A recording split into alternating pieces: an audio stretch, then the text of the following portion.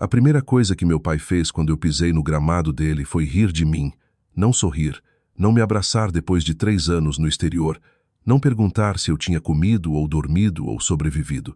Ele riu. O ponto de ônibus é por ali. Ele gritou através do quintal enquanto meus primos abriam cervejas geladas e viravam para me encarar. Eu me lembro do calor daquele dia. O calor paulista, o tipo que gruda na pele como pano úmido e faz o ar tremeluzir acima da entrada de carros. Eu me lembro do cheiro de carne queimando no churrasco, fluido de acendedor e grama recém-cortada. E me lembro da minha mãe baixando os olhos em vez de impedi-lo. Então veio o som, profundo, violento, mecânico. O céu em si pareceu tremer. Todos olharam para cima ao mesmo tempo enquanto uma massiva aeronave militar descia abaixo sobre o bairro, chacoalhando janelas e fazendo cadeiras do quintal deslizarem pela grama. Meu pai parou de sorrir, e quando 2 oficiais fardados saíram e me saudaram na frente de todos, minha mãe quase desmaiou. Parte 1. No momento em que eu parei o carro na entrada da casa dos meus pais naquela tarde de domingo, minha camisa estava úmida contra as costas, e o carro alugado cheirava levemente a café de aeroporto e poeira. Eu fiquei sentada ali por um momento com as 2 mãos no volante, olhando para a casa onde cresci. Nada nela havia mudado. Mesma pintura branca desbotada, mesmo aro de basquete enferrujado acima da garagem, mesmo o sino de vento que minha mãe comprou em um mercado de beira de estrada nos anos 90. Até o balanço da varanda ainda rangia com a brisa, da mesma forma que costumava fazer quando eu era adolescente, escapando depois da meia-noite. Por um segundo, eu quase dei meia volta com o carro. Eu deveria ter feito isso, mas minha mãe havia ligado 3 semanas antes. Sua voz hesitante e cuidadosa. Seu pai está fazendo 70 anos, ela disse. Significaria muito se você viesse. O que ela realmente queria dizer era, por favor, tente mais uma vez. Então, eu vim. Eu saí para o calor e peguei minha bolsa militar do porta-malas. A bolsa parecia desgastada por anos de viagens. Tecido cor de areia, patches militares, zíperes arranhados. Ela havia estado comigo em lugares que a maioria das pessoas daquele bairro não conseguiria pronunciar. O quintal estava lotado de parentes e vizinhos. Música sertaneja vinha de uma caixa de som perto do pátio. Crianças corriam umas atrás das outras através dos aspersores enquanto homens com bonés de time de futebol ficavam em volta de coolers, conversando sobre futebol e preço da gasolina. Ninguém me notou a princípio. Então minha prima Cláudia olhou e congelou. Olha só quem finalmente voltou para casa. A conversa diminuiu. Eu vi os olhares rápidos, os sorrisos educados, a curiosidade. Nenhuma pessoa veio me abraçar. Então meu pai apareceu de trás da churrasqueira, espátula na mão. Edmundo Costa, 1,88, ombros largos que tinham amolecido com a idade, cabelo grisalho cortado curto como se ainda achasse que tinha 35 anos. Seu rosto tinha linhas profundas marcadas por anos de sol e raiva. Ele me olhou de cima a baixo uma vez. Jeans, botas, camiseta escura simples, sem uniforme. Sua boca se torceu imediatamente. Bem, ele disse alto, se não é nossa viajante do mundo. Algumas pessoas riram nervosamente. Eu forcei um sorriso. Bom te ver também, pai. Ele apontou a espátula para a rua atrás de mim. O ponto de ônibus é por ali. Risadas explodiram ao redor do pátio. Não cruéis de todos, algumas desconfortáveis, algumas automáticas, mas o suficiente. Eu fiquei ali segurando minha bolsa militar enquanto o calor subia para o meu rosto. Meu pai sorriu com desdém e virou um pedaço de carne. O que aconteceu? Ele perguntou. O exército finalmente ficou sem guerras, eu ainda estou servindo. Mim? Ele assentiu como se não acreditasse em uma palavra. E o que exatamente você faz hoje em dia? Ainda empurrando papelada. Eu olhei para minha mãe. Marta estava ao lado da mesa de piquenique arrumando pratos de papel que ninguém precisava arrumar. Suas mãos tremiam ligeiramente, mas ela não disse nada. Ela nunca dizia. Eu trabalho no Ministério da Defesa agora. Eu respondi baixinho. Isso arrancou outra risada do meu irmão Leandro. Ah, lá vamos nós. Leandro se recostou na cadeira de jardim com óculos de sol na cabeça e uma cerveja equilibrada na barriga. Aos 38 anos, ele ainda agia como um jogador de futebol da escola, que achava que a vida lhe devia aplausos. O Ministério da Defesa, ele repetiu dramaticamente. Vocês ouviram isso, pai? A Paloma basicamente está administrando o país agora. Mais risadas. Eu engoli em seco. Essa era a coisa sobre a humilhação quando vinha da família. Ela não batia afiada. Ela afundava lentamente como água fria enchendo seus pulmões. Meu pai espetou uma carne com força demais com a espátula. Mulheres não pertencem ao combate de qualquer jeito. Ele murmurou. Nunca entendi por que você insistiu em brincar de soldado. Lá estava ela. A mesma frase, só mais velha agora. Eu tinha ouvido versões disso a vida inteira. Quando eu tinha 17 anos e quis entrar para a academia militar, quando eu me alistei depois do 11 de setembro, quando eu me formei na formação de oficiais, quando eu fui enviada para missões no exterior, quando eu voltei com medalhas sobre as quais ele nunca perguntou. Nada do que eu fiz contou porque eu fiz como filha dele, em vez de filho. Leandro ficou em casa, vendeu carros, se divorciou 2 vezes, pediu dinheiro emprestado constantemente. Mas Leandro era sólido, Leandro era normal, Leandro era família. Eu ajustei minha bolsa militar mais alto no ombro e olhei ao redor do quintal. Meus antigos amigos da escola tinham ido embora. A maioria dos vizinhos estava mais velha agora. Um homem apertou os olhos para mim como se vagamente se lembrasse de quem eu era. Ninguém ali sabia onde eu tinha estado. Eles não sabiam sobre as missões no exterior, ou os voos de evacuação, ou as noites em que eu fiquei acordada por 36 horas seguidas, tentando coordenar rotas de extração, enquanto o fogo de morteiro chacoalhava janelas do outro lado do mundo. Eles não sabiam porque nunca perguntaram. E depois de um tempo, eu parei de tentar contar a eles. Minha mãe finalmente veio segurando um copo de chá gelado. Você parece magra, ela disse suavemente. Eu quase ri disso. Não senti sua falta. Não fico feliz que você esteja segura. Só magra. Estou bem, mãe. Ela assentiu rapidamente e olhou para meu pai antes de se afastar novamente. Aquela velha dor familiar se instalou no meu peito. Algumas famílias se quebram alto. A minha se quebrou silenciosamente ao longo de décadas. Eu me movi para a borda do quintal perto da cerca, longe do barulho. Cigarros cantavam nas árvores. Suor escorria pela minha coluna por baixo da camisa. Em algum lugar atrás de mim, Leandro começou a contar outra piada às minhas custas. Então meu telefone vibrou. Eu o tirei do bolso. ETA 90 segundos. Sem assinatura. Não precisava. Eu chequei meu relógio automaticamente. Meu pai notou. O que agora? Ele gritou. Esperando um táxi? Algumas pessoas riram novamente. Eu olhei para ele calmamente. Não, senhor, eu disse. Minha carona. Ele soltou uma risada. Então o som começou. A princípio, era distante, baixo e estranho, como trovão preso debaixo da terra. As conversas no quintal diminuíram. As pessoas viraram a cabeça. O som ficou mais alto. Pás de rotor pesadas e rápidas cortando o ar com uma força que você não só ouvia, mas sentia nas costelas. As crianças pararam de correr. Alguém sussurrou. Que diabos é isso? Então a sombra passou sobre a casa. Mulheres seguraram seus chapéus enquanto o vento explodia através do quintal. Pratos de papel voaram pelo ar. Cadeiras do pátio tombaram de lado. Minha mãe segurou a toalha da mesa com as 2 mãos enquanto poeira e grama espiralavam para cima ao nosso redor. E descendo sobre o quintal do meu pai como algo saído de um filme de guerra, estava um grande helicóptero militar cinza da Força Aérea Brasileira. A aeronave pairou baixo o suficiente para chacoalhar as janelas. O rosto do meu pai perdeu a cor. Ninguém ria mais. E aquele foi o exato momento em que ele percebeu que a piada nunca tinha sido sobre mim. O som dos rotores engoliu tudo. A música sertaneja desapareceu debaixo do trovão violento acima. Poeira explodiu através do quintal em ondas grossas, chicoteando toalhas de mesa no ar e mandando guardanapos espiralando por cima da cerca para o quintal do vizinho. Alguém gritou quando uma cadeira de jardim virou para trás. Um dos pequenos começou a chorar, e através de tudo isso, eu fiquei imóvel. Eu tinha ouvido aquele som em desertos em pistas danificadas, e uma vez no meio de uma zona de evacuação congelante, onde civis aterrorizados se agarravam ao arame farpado enquanto fuzileiros tentavam manter um perímetro unido. Comparado àquilo, o quintal do meu pai parecia estranhamente pequeno. O helicóptero pairou por um momento acima da propriedade, antes de descer na área aberta de grama, além da árvore de carvalho perto da cerca dos fundos. O vento de descida curvou galhos para o lado e achatou os canteiros de flores que minha mãe passava anos cuidando. Meu pai olhou horrorizado. Meu Deus, minha mãe sussurrou.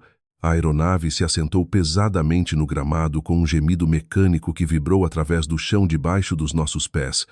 Calor irradiava dos motores. Poeira flutuou lentamente pelo ar depois como fumaça após uma explosão. Ninguém se moveu. O bairro tinha ficado silencioso exceto pelo giro moribundo dos rotores.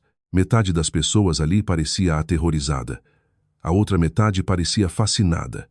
Minha prima Cláudia segurava uma mão sobre a boca. Leandro olhava para a aeronave com a cerveja pendurada frouxamente dos dedos. Do outro lado da rua, vizinhos já estavam saindo para suas entradas com telefones erguidos. Então a rampa traseira baixou. 2 oficiais emergiram. O primeiro era um coronel do exército em uniforme de gala, alto e de ombros largos. Fitas alinhadas perfeitamente no peito. O segundo usava azul da Força Aérea, insígnias prateadas brilhando na luz da tarde. Todos os olhos no quintal o seguiram, enquanto eles caminhavam diretamente para mim. Não para meu pai, não para a casa, para mim. Eu podia sentir a tensão se espalhando pela multidão a cada passo que eles davam. Confusão primeiro, depois descrença, então algo perigosamente próximo ao medo. O coronel do exército parou 1 metro na minha frente e me saudou. Afiado, imediato, respeitoso. Senhora, ele disse sobre o ruído do motor que diminuía. Desculpas pelo atraso. O oficial da Força Aérea saudou também. Meu pai deu um passo físico para trás. Eu retornei a saudação calmamente. Sem problema, coronel. Atrás de mim alguém murmurou. Jesus Cristo. Leandro piscou rapidamente. Que diabos de patente ela tem? Eu ouvi minha mãe inspirar trêmula. Por alguns segundos, ninguém na minha família parecia capaz de falar. Todo o entendimento deles sobre mim tinha rachado na frente deles tão subitamente que eles não conseguiam reorganizar as peças rápido o suficiente. Meu pai se recuperou primeiro. Bem, ele forçou uma risada desconfortável. O que exatamente isso tudo deve ser?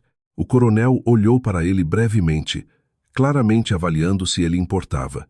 Então seus olhos voltaram para mim. Fomos ordenados a trazer, lá de volta para Brasília imediatamente, senhora. O sorriso do meu pai desapareceu. Brasília. Eu peguei minha bolsa militar do lado da cadeira do pátio. Sim. Leandro finalmente se levantou. Espera. Você quer dizer que essa coisa veio aqui por você? O oficial da Força Aérea respondeu antes que eu pudesse. Sim, senhor. Leandro riu uma vez em descrença. Não, de jeito nenhum. Eu quase senti pena dele. Quase. Meu pai olhava para os uniformes dos oficiais como se procurasse evidência de que isso era tudo uma brincadeira elaborada. Mas homens militares reconhecem a autoridade instintivamente. Até civis podem sentir quando ela entra em um lugar. E pela primeira vez na minha vida, meu pai estava percebendo que eu possuía um tipo de autoridade que ele não podia zombar para longe. O coronel baixou a voz ligeiramente. O ministro quer você de volta antes da reunião de hoje à noite. Eu assenti uma vez, entendi. Minha mãe agarrou a borda da mesa de piquenique para se firmar. Paloma. A voz dela soou fina. Que reunião? Eu olhei para ela gentilmente. Eu não posso discutir isso, mãe. Essa resposta a abalou mais do que se eu tivesse explicado tudo, porque segredos significavam importância. Importância real. Não o tipo sobre o qual meu pai se gabava em churrascos depois de muitas cervejas. Não política local ou negócios ou comitês de igreja. O tipo conectado a Brasília, a salas de guerra, a decisões que cruzavam oceanos. Um dos meninos do bairro se aproximou da cerca, olhando de olhos arregalados para a aeronave. Ela é famosa? Ele sussurrou alto. Sua mãe o puxou de volta pelo braço. Não aponte. Mas várias pessoas estavam me olhando diferente agora. Não calorosamente, não de repente com amor, só cuidadosamente, como se estivessem percebendo que haviam julgado mal a mulher quieta perto da churrasqueira. Leandro balançou a cabeça repetidamente. Pai disse que você trabalhava em algum emprego de mesa. Eu trabalho, eu respondi. A boca do coronel se contraiu muito ligeiramente, como se estivesse suprimindo diversão. Meu pai notou. Seu rosto ficou vermelho instantaneamente. O que é tão engraçado? O coronel se endireitou. Nada, senhor.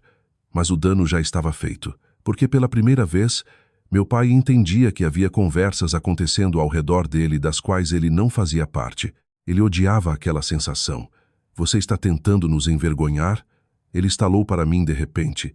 O velho instinto ativou imediatamente. A necessidade de me encolher para que ele pudesse ficar confortável. Mas algo dentro de mim tinha mudado ao longo dos anos. A guerra muda sua relação com o medo. Depois de você ter visto helicópteros levantando soldados feridos de fogo ativo, depois de você ter passado noites ligando para mães cujos filhos não voltariam para casa, depois de você ter sentado em silêncio olhando para bandeiras dobradas, um valentão de quintal perde um pouco de poder. Eu olhei para meu pai calmamente. Você se envergonhou sozinho. As palavras pousaram mais forte do que gritos teriam. Sua mandíbula se apertou. Ao nosso redor, o bairro tinha se reunido completamente agora. Carros diminuíam na rua. Telefones gravavam abertamente.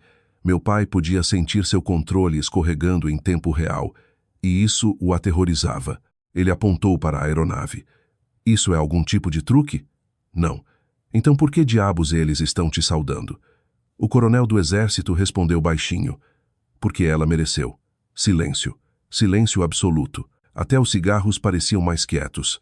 Eu vi os olhos da minha mãe se encherem de lágrimas que ela mesma não entendia. Talvez porque ela finalmente estivesse vendo algo que deveria ter visto anos atrás. Ou talvez porque ela percebesse quanto da minha vida tinha se desenrolado completamente fora desta família. Meu pai me olhava como se estivesse olhando para uma estranha, usando o rosto da filha dele. O que exatamente você faz? Ele perguntou novamente, mas desta vez a arrogância tinha ido embora. Eu segurei o olhar dele. Então eu olhei para o helicóptero atrás de mim, massivo, e esperando debaixo do sol paulista. Coisas que você disse que mulheres nunca poderiam fazer. Ninguém falou depois disso. O vento agitou levemente através das árvores. Em algum lugar do quarteirão, um cachorro latiu. Minha mãe sentou lentamente em uma cadeira do pátio, como se seus joelhos não pudessem mais segurar seu peso. E pela primeira vez desde que eu tinha 17 anos, meu pai não tinha resposta. As pessoas amam fingir que feridas familiares vêm de um momento terrível único. Um tapa, uma traição, uma discussão aos gritos que muda tudo da noite para o dia. Mas não foi assim que aconteceu conosco. Meu pai destruía pessoas lentamente, silenciosamente, como água desgastando pedra ao longo dos anos, até que um dia não sobra nada além de rachaduras. Mesmo estando ali ao lado daquele helicóptero com metade do bairro me olhando como se eu fosse alguém importante, eu ainda me sentia com 12 anos por dentro, sempre que Edmundo Costa olhava para mim de certa forma. Essa era a parte mais difícil de explicar para as pessoas.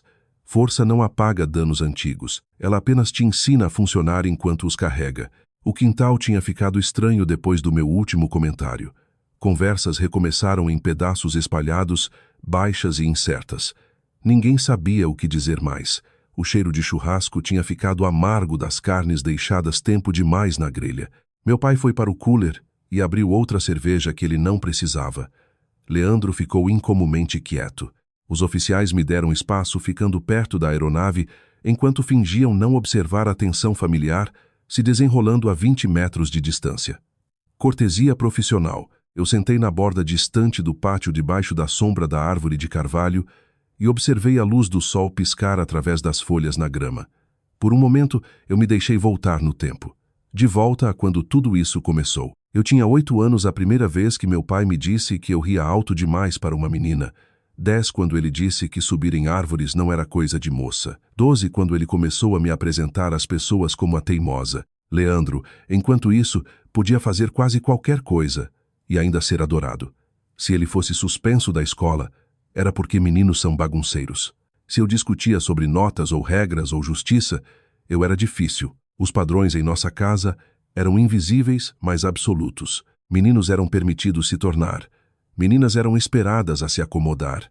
E meu pai nunca me perdoou por me recusar a encolher. A luta mais difícil começou depois do 11 de setembro. Eu ainda me lembro de estar sentada à mesa da cozinha, preenchendo os papéis enquanto a televisão repetia fumaça saindo das torres sem parar. Minha mãe ficava torcendo as mãos nervosamente. Meu pai olhava para os formulários como se fossem um insulto pessoal. Você não vai entrar para o exército. Eu já entrei. Nenhuma filha minha vai para a guerra. Eu olhei diretamente nos olhos dele, talvez pela primeira vez na vida. Então talvez sua filha não seja quem você pensa que ela é. Aquele foi o começo da Guerra Fria entre nós. Na minha formatura na academia, famílias enchiam fileiras inteiras de arquibancadas, segurando flores e câmeras e cartazes. Mães choravam. Pais apertavam mãos orgulhosamente com oficiais. Eu vasculhei a multidão por horas. Minha família nunca veio. Mais tarde naquela noite, Leandro me ligou bêbado de um bar. Pai disse: "Você fez sua escolha." Minha escolha? Como se servir meu país de alguma forma significasse abandonar minha família em vez de tentar me tornar alguém dentro dela. A coisa estranha é que eu continuei tentando de qualquer jeito. É isso que filhos de pais difíceis fazem. Eles perseguem a aprovação muito depois que a lógica diz para parar. Cada missão eu mandei cartões postais. Cada promoção eu liguei para casa. Todo Natal eu mandei presentes. E toda vez a resposta parecia transacional. Segura aí. Você está comendo o suficiente? Você algum dia vai sossegar? Nenhuma vez meu pai perguntou se eu estava orgulhosa de mim mesma. Nenhuma vez. Eu passei anos me convencendo de que não importava. Então o Afeganistão aconteceu. Há coisas daqueles anos que eu ainda não falo. Rostos que eu ainda vejo às vezes quando acordo de repente às 3 da manhã. Certos sons que tensionam todos os músculos no meu corpo antes mesmo do meu cérebro acompanhar. Uma noite de inverno no exterior, perdemos 2 pessoas durante uma operação de extração. Eu sentei sozinha depois em um trailer de comando temporário com sangue na manga, que não era meu, tentando escrever notificações de baixas enquanto geradores zumbiam do lado de fora no escuro. Eu liguei para casa 3 dias depois porque o luto faz coisas estranhas com você. Minha mãe atendeu. Ela suou distraída. Seu pai está dormindo. Eu quase desliguei. Então ela disse suavemente: "Ele se preocupa com você mais do que diz." Eu queria acreditar nela tanto, tanto. Mas alguns meses depois, eu voei para casa inesperadamente quando minha mãe precisou de cirurgia. Eu cheguei tarde da noite e entrei na casa silenciosamente porque não queria acordar ninguém. Eu ouvi meu pai conversando na cozinha antes que ele soubesse que eu estava lá. Um dos amigos dele tinha parado. "Ela ainda está no exército?" O homem perguntou. "Sim," meu pai disse desdenhosamente, "mas ela não é realmente material militar de qualquer jeito." Eu fiquei congelada no corredor segurando minha bolsa de pernoite. Não material militar. Naquele ponto, eu já havia liderado operações no exterior, já coordenado evacuações de emergência, já enterrado amigos. Mas para meu pai, eu ainda era só sua filha decepcionante, fingindo ser forte. Aquela frase ficou comigo mais tempo do que fogo de morteiro jamais ficou. De volta ao presente, eu olhei através do quintal enquanto memórias distantes desbotavam lentamente. Minha mãe se aproximou cuidadosamente e sentou ao meu lado. Por um tempo nenhuma de nós falou. O sol da tarde amoleceu ao nosso redor. Os oficiais permaneceram perto da aeronave, nos dando privacidade sem parecer óbvio sobre isso. Finalmente, ela sussurrou: "Você nunca nos contou nada disso." Eu quase ri. "Vocês nunca perguntaram." A verdade a machucou porque era verdade. Ela dobrou as mãos firmemente no colo. Eu notei como elas tinham ficado finas com a idade. Minha mãe sempre pareceu cansada de um jeito que ia mais fundo que sono. "Você, pai," ela hesitou. "Ele cresceu diferente." Eu também. Os olhos dela baixaram. Essa era a tragédia da minha mãe. Ela não era cruel. Ela era complacente. E às vezes isso causa tanto dano quanto. Um silêncio se estendeu entre nós. Então meu pai caminhou em nossa direção vindo da churrasqueira. Seu rosto parecia mais velho agora de alguma forma, mais frágil.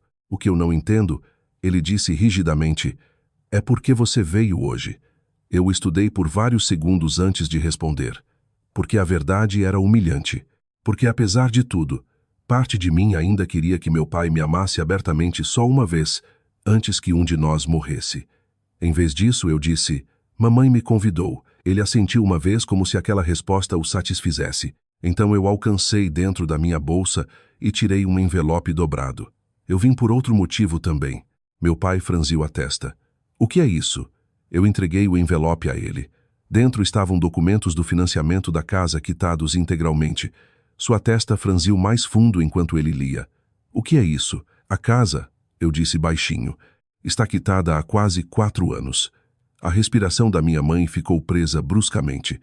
Meu pai olhou para cima lentamente. "Você fez isso?"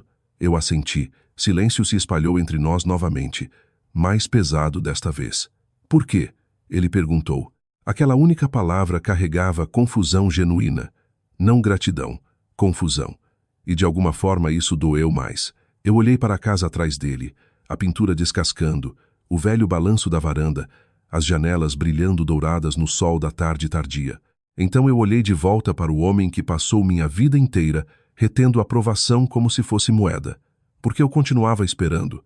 Eu disse suavemente: que um dia você finalmente me visse como sua filha. Meu pai abriu a boca, mas nada saiu. A coisa estranha sobre o orgulho é que ele raramente desaba de uma vez. Homens como meu pai não se tornam humildes de repente porque a verdade os envergonha.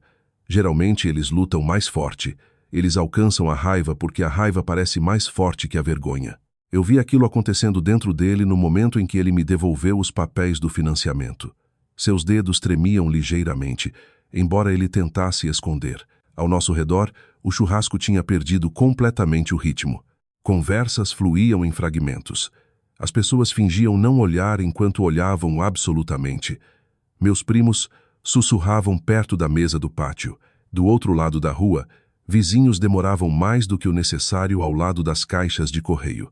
Meu pai odiava a vulnerabilidade pública mais do que tudo, e agora ele estava parado no meio do próprio quintal, se sentindo exposto na frente de todos que ele passou anos tentando impressionar. Você não deveria ter feito isso, ele murmurou. O financiamento, tudo, eu estudei silenciosamente. Por quê? Porque agora as pessoas pensam que eu não pude prover para minha própria família. Lá estava, não preocupação sobre eu sacrificar dinheiro, não emoção sobre o que o gesto significava, só ego. Minha mãe fechou os olhos brevemente, como se estivesse exausta até os ossos. Leandro de repente se levantou da cadeira. Pai, talvez pare de falar. Meu pai se virou imediatamente. Fique fora disso. Não, Leandro estalou, surpreendendo todo mundo. Sério, só pare. Isso chamou minha atenção. Leandro e eu nunca fomos próximos, mas Lu desafiar nosso pai mesmo que ligeiramente parecia quase irreal. Meu pai o encarou. Você está do lado dela agora? Leandro esfregou uma mão no rosto. Não há mais lados. As palavras se assentaram pesadamente sobre o quintal, porque ele estava certo. Isso não era mais uma discussão familiar. Era uma colisão entre verdade e negação, e a negação estava perdendo feio. O coronel do exército se aproximou cuidadosamente, sentindo a mudança na atmosfera. Senhora, ele disse baixinho para mim, precisaremos decolar em aproximadamente 15 minutos. Entendido. Meu pai olhou entre nós. 15 minutos para quê? Eu não respondi imediatamente. O coronel respondeu. Há uma reunião no Ministério da Defesa hoje à noite sobre operações de extração de famílias militares. Meu pai franziu a testa. Extração? O oficial deu um pequeno aceno. Sim, senhor. Leandro soltou um assobio baixo. Meu pai olhou de volta para mim lentamente. Você está envolvida nisso? Sim. Quão envolvida? Eu hesitei. Não porque a resposta era classificada. Partes eram, partes não eram. Mas porque esta era a primeira vez na minha vida que meu pai tinha perguntado sobre meu trabalho com atenção genuína. E de alguma forma isso doeu pior do que se ele tivesse continuado zombando de mim. Eu supervisionei várias equipes de coordenação internacional. Eu disse cuidadosamente, principalmente evacuações envolvendo famílias militares e pessoal diplomático. Minha mãe me olhava com descrença. Você quer dizer quando pessoas ficam presas no exterior? Eu ajudei a trazê-las para casa. Silêncio, o tipo que muda de forma dentro das pessoas. Eu observei meu pai tentando reconciliar a filha que ele achava que conhecia com a mulher parada na frente dele agora. Você quase podia ver os anos se rearranjando dolorosamente atrás dos olhos dele. De repente, ele parecia cansado. Não velho exatamente, só sobrecarregado pela realização. Você nunca nos contou nada disso. Aquela frase quase me fez rir de raiva. Eu tentei. Sua testa se apertou. Não, eu disse calmamente. Eu tentei. Vocês simplesmente não estavam ouvindo. Uma memória surgiu instantaneamente entre nós dois. Jantar de Natal 7 anos antes. Eu tinha mencionado receber uma comenda após uma operação no exterior. Meu pai interrompeu no meio para reclamar de jogadores de futebol se ajoelhando durante o hino nacional. Outra memória. A vez que eu liguei depois de uma extensão de missão e ele passou 20 minutos falando sobre as vendas de carros do Leandro, sem perguntar como eu estava aguentando. Outra. Meu pai se lembrava delas também. Eu podia dizer, o arrependimento começou a aparecer no rosto dele agora em pequenos flashes incontroláveis. Essa era a coisa sobre a verdade. Uma vez que ela entra em um lugar, fica difícil forçar. Lá para fora, Leandro olhou para o helicóptero. Então todo esse tempo, ele balançou a cabeça lentamente. Você estava realmente fazendo algo enorme. Eu quase sorri com a escolha de palavras. Realmente, como se minha vida só se tornasse real uma vez que homens em uniforme a validassem publicamente. Mas eu entendia de onde ele vinha. Nosso pai nos treinou os dois para medir valor através do sistema de aprovação dele. Leandro simplesmente se encaixava melhor no molde. Eu não estava me escondendo. Eu disse baixinho. Vocês todos simplesmente decidiram quem eu era anos atrás. Ninguém argumentou com aquilo. Minha mãe de repente se levantou e envolveu os braços ao redor de si mesma, firmemente contra uma brisa que mal existia. Eu deveria ter te defendido mais. A voz dela falhou na última palavra. Eu olhei para ela por um longo momento. Talvez 10 anos antes, ouvir aquele pedido de desculpas teria me quebrado emocionalmente. Talvez eu teria chorado. Talvez eu tivesse descarregado décadas de mágoa, mas o luto muda de forma com o tempo. Eventualmente, ele para de gritar e apenas senta silenciosamente ao seu lado. Eu sei, eu disse suavemente. Lágrimas encheram os olhos dela instantaneamente. Meu pai olhou para longe em direção à rua onde vizinhos ainda fingiam não assistir. Um deles, o velho senhor Pereira de 3 casas adiante. Finalmente caminhou mais perto através do portão lateral. Ele olhou para mim primeiro, depois para meu pai. Você deveria se orgulhar dela, Edmundo. Frase simples, frase comum, mas pousou mais forte do que qualquer outra coisa aquela tarde, porque veio de outro homem mais velho da mesma geração, mesma cidade, mesma visão de mundo, e de repente meu pai não tinha mais onde esconder suas desculpas. O senhor Pereira assentiu respeitosamente para mim antes de ir embora novamente. Meu pai olhou para a grama por vários segundos. Então, baixinho, quase defensivamente, ele murmurou. Eu só queria que ela tivesse uma vida normal. Eu respondi antes que alguém pudesse. Não, você queria que eu tivesse uma vida menor. Sua cabeça se levantou bruscamente. Eu me levantei lentamente da cadeira do pátio e me aproximei dele. O quintal tinha ficado silencioso novamente. Até os oficiais pararam de se mover. Você passou minha vida inteira me ensinando que eu nunca importaria a menos que um homem me aprovasse, eu disse calmamente. Primeiro você, depois algum dia o marido. Meu pai abriu a boca. Eu continuei de qualquer jeito. Você zombou de tudo que me tornava forte porque não se encaixava na versão de filha que você queria. Seu rosto se apertou dolorosamente agora. E a pior parte, eu engoli uma vez. Eu passei anos acreditando em você. Isso finalmente quebrou algo nele. Não alto, não dramaticamente, só um colapso sutil atrás dos olhos. A realização de que enquanto ele tentava me endurecer para a obediência, o mundo me forjou em alguém bem além da compreensão dele. O coronel checou o relógio discretamente. Ora, eu peguei minha bolsa militar novamente. A respiração da minha mãe ficou irregular imediatamente. Você está indo agora? Sim. Algo desesperado cruzou o rosto dela. Paloma, por favor. A voz dela tremeu. Por favor, não desapareça novamente. Eu pausei. O vento agitou suavemente através do gramado arruinado. As pás do rotor clicavam baixinho enquanto esfriavam atrás de nós. Minha mãe parecia aterrorizada de repente, não da aeronave, não da minha carreira, mas de perder a chance de me conhecer antes que fosse tarde demais. Eu fiquei ali por um longo batimento cardíaco com as costas parcialmente viradas para ela. Mas eu não respondi, e eu não olhei para trás. Por um momento ninguém se moveu. O sol da tarde tardia estendia sombras longas através do gramado destruído, enquanto o helicóptero descansava atrás de nós, como algum enorme animal cinza, esperando para me levar embora novamente. Poeira ainda se agarrava aos canteiros de flores. Um dos sinos de vento da minha mãe balançava fracamente perto da varanda, fazendo sons suaves e ocos no silêncio. Eu apertei o aperto na bolsa militar e comecei a caminhar em direção à aeronave. Então eu ouvi minha mãe chorando. Não alto, não dramaticamente, só choro quieto e exausto do tipo de mulher que passou a maior parte da vida engolindo seus próprios sentimentos antes que eles se tornassem inconvenientes para alguém. Eu parei de andar. Atrás de mim, eu ouvi os passos dela se apressando sobre a grama. Paloma. A voz dela falhou completamente desta vez.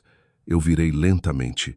Minha mãe estava ali com lágrimas escorrendo por ambas as bochechas, uma mão pressionada contra o peito, como se não conseguisse pegar uma respiração completa. De perto, eu podia ver, de repente, o quanto ela tinha envelhecido, as linhas minúsculas ao redor dos olhos, o tremor nas mãos, o cansaço que parecia tecido na própria postura dela.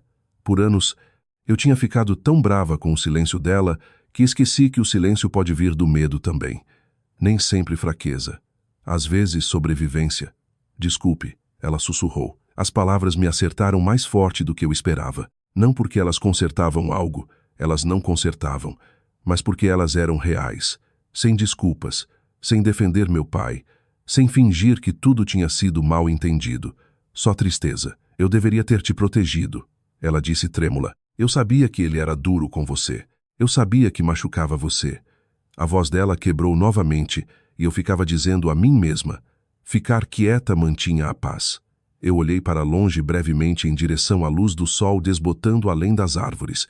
Havia tantos anos dentro de mim, tantos aniversários perdidos, tantas ligações que terminavam comigo olhando silenciosamente para tetos de hotel no exterior, me perguntando por que eu ainda continuava tentando. Eu pensei que o perdão pareceria maior quando finalmente chegasse, mas na verdade parecia quieto, como largar algo pesado depois de carregar por tempo demais. Eu costumava pensar que você não me amava, eu admiti suavemente. Minha mãe cobriu a boca imediatamente como se a frase a ferisse fisicamente. Meu Deus, eu sei agora que você amava, eu continuei. Você simplesmente não sabia como enfrentá-lo. Lágrimas rolaram mais rápido pelo rosto dela. Pela primeira vez desde que eu havia chegado, eu dei um passo à frente e a abracei. Ela quebrou instantaneamente. Eu senti os braços dela se apertarem ao meu redor com força desesperada. E de repente ela estava soluçando contra meu ombro, como alguém lamentando anos que nunca poderia recuperar. Eu sempre fui orgulhosa de você. Ela sussurrou através das lágrimas, mesmo quando eu não dizia. Meus olhos arderam inesperadamente. Eu a segurei mais forte por um segundo antes de me afastar gentilmente. O perdão não apaga o que aconteceu, mãe. Eu sei, mas eu não quero mais continuar carregando isso. Ela assentiu fracamente. Atrás dela. Meu pai ainda estava perto do pátio sozinho agora. Leandro tinha se movido para a entrada de carros, dando espaço a ele. Os vizinhos tinham desaparecido em grande parte de volta para dentro de suas casas, embora cortinas ainda se mexessem ocasionalmente. Mesmo à distância, meu pai parecia menor de alguma forma. Não fisicamente, espiritualmente. Como se a vida finalmente o tivesse forçado a se confrontar sem distrações. Eu caminhei lentamente em direção a ele. Cada passo parecia estranhamente calmo, sem raiva restante, sem necessidade de vencer. Isso me surpreendeu mais do que tudo. Meu pai me observou me aproximar com a expressão incerta de um homem que passou décadas acreditando que a autoridade pertencia naturalmente a ele, e de repente percebia que não entendia mais o ambiente ao redor. Quando eu parei na frente dele, nenhum de nós falou imediatamente. Então ele limpou a garganta. Você realmente quitou a casa? Sim. Por que não nos contou? Eu dei um sorriso fraco e cansado. Teria importado? Ele abriu a boca, então fechou novamente. Aquele silêncio respondeu à pergunta melhor do que palavras poderiam. A brisa mudou levemente através das árvores acima. Em algum lugar distante, um cachorro latiu. O mundo continuava se movendo apesar de tudo que tinha acabado de acontecer entre nós. Finalmente, meu pai olhou diretamente para mim, e pela primeira vez em toda a minha vida, ele parecia incerto. Eu pensei que estava te protegendo, ele disse baixinho. Eu o estudei cuidadosamente. Não, eu respondi. Você estava protegendo sua ideia do que uma filha deveria ser. Seus olhos baixaram. Um longo silêncio se estendeu entre nós. Então, quase baixo demais para ouvir, ele disse, eu estava errado sobre você. Foi isso. Sem discurso dramático, sem lágrimas, sem transformação repentina em um pai perfeito. Apenas 4 palavras arrastadas dolorosamente de um velho orgulhoso que passou 70 anos acreditando que pedir desculpas tornava as pessoas fracas. E de alguma forma isso as tornava mais importantes. Eu senti algo se soltar no meu peito que eu nem tinha percebido que ainda estava lá. Não cura completa. Talvez isso não exista, mas algo próximo à paz. O coronel se aproximou uma última vez. Senhora, ele disse respeitosamente, precisamos partir. Eu assenti uma vez. Então eu estendi a mão para meu pai. Por meio segundo, ele olhou para ela desajeitadamente. Então ele ignorou o aperto de mão completamente e me puxou para um abraço áspero e um familiar.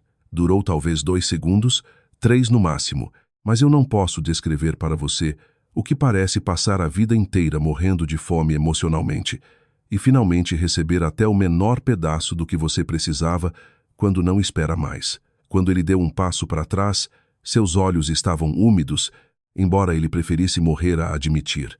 Eu peguei minha bolsa militar uma última vez e virei em direção ao helicóptero. Os 2 oficiais se endireitaram imediatamente quando eu me aproximei. Então ambos os homens saudaram afiadamente. Desta vez, antes que eu pudesse retornar, o movimento da saudação chamou minha atenção.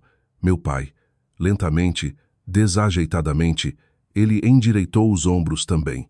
Sua mão subiu incerta em direção à testa. A saudação não era militarmente perfeita, nem de perto. Seus dedos tremiam, mas era real. E pela primeira vez na minha vida, meu pai não estava saudando patente. Ele estava me saudando. Eu retornei todas as 3 saudações juntas. Então eu embarquei na aeronave. A rampa começou a se fechar enquanto os motores rugiram mais alto novamente, chacoalhando a grama e as árvores debaixo do céu escurecendo de Campinas. Através da abertura que se estreitava, eu vi minha mãe se segurando no braço do meu pai, enquanto ele ficava imóvel no meio do gramado destruído, olhando para cima para mim, não mais envergonhado, não bravo, só sobrecarregado pela realização de que a filha que ele subestimou tinha se tornado alguém extraordinário, enquanto ele não prestava atenção. Enquanto a aeronave subia no céu, o bairro ficava menor abaixo de nós. E pela primeira vez na minha vida, meu pai finalmente me viu antes que eu fosse embora. Se esta história te tocou de alguma forma, eu adoraria ouvir seus pensamentos abaixo. Às vezes, as feridas mais profundas na vida vêm das pessoas mais próximas a nós. E às vezes, a cura chega quando menos esperamos. Compartilhe de onde você está assistindo e me diga se você já teve que provar seu valor para alguém que te subestimou. Temos muitas outras histórias emocionais como esta esperando por você. Então, por favor, inscreva-se e fique conosco para a próxima jornada.